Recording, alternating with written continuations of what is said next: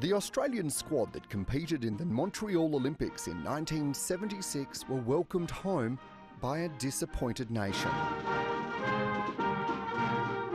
The 180 athletes brought back just 5 medals. It was the first time ever Australia didn't come back with a gold medal, and there was a national outcry.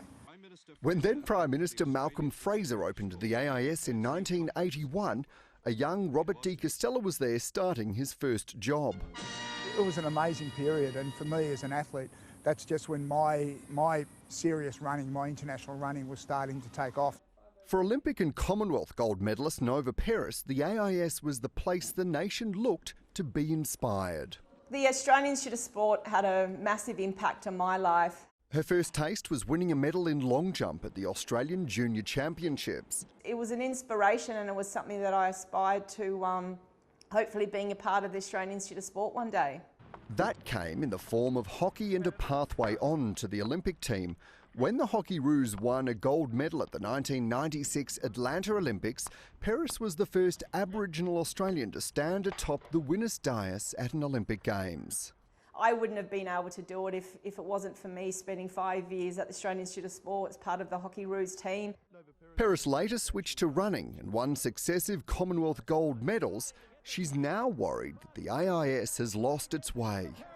What once was a place of inspiration, a place where everyone, who had dreams and aspirations of going to the Olympics could aspire to, that has now become just an empty shell. So it's really sad what it's become. Rob de Castella going to the front. Commonwealth gold medalist and world champion marathon runner de Castella went on to head up the AIS.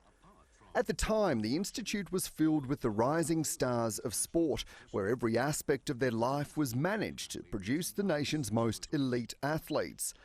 De Castella sees the problems beginning when the AIS merged with the Australian Sports Commission in the 1990s, diluting the singular aim of high-performance training to include a focus on policy and funding.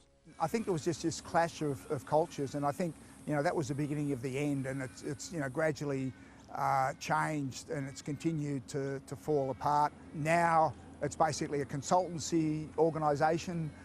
There's no athletes on scholarship. There's no coaches employed here. The boss of the AIS disagrees. The Institute now sees its role as improving the health and well-being of all Australians, while supporting and partnering with state and territory sporting bodies. What we have to do now is create the AIS, continue to create the AIS that's right for now and right for the next 40 years, and it won't be like it was in the 1990s. Peter Condy says the change of focus has been driven by changes in the sporting landscape over the past 4 decades. 150 athletes from 8 sports. Then we now, as a network, support over 2,200 athletes at any one time across 38 different sports. So it's a different animal. With such a strategic shift, a clearly booming need for high-performance training and support, and the seemingly endless tightening of budgets, it begs the question, what happens if a future Australian Olympic team fails to live up to public expectation? I think would be, a nation of devastation in a way. We take our responsibility very seriously. It's about inspiring the nation through international sporting success. We see our role as supporting athletes, supporting sports to deliver multiple medalists over multiple cycles. The rest of the world will leave Australia behind if we can't get our act together now and look at the successful models we've had previously, and if we're not going to be successful now, we have to really ask ourselves why. Tokyo. The delayed Tokyo Olympics are front of mind as the AIS marks 40 years. It will likely be Australia's performance there and beyond that determines if the new strategy is a gold winner.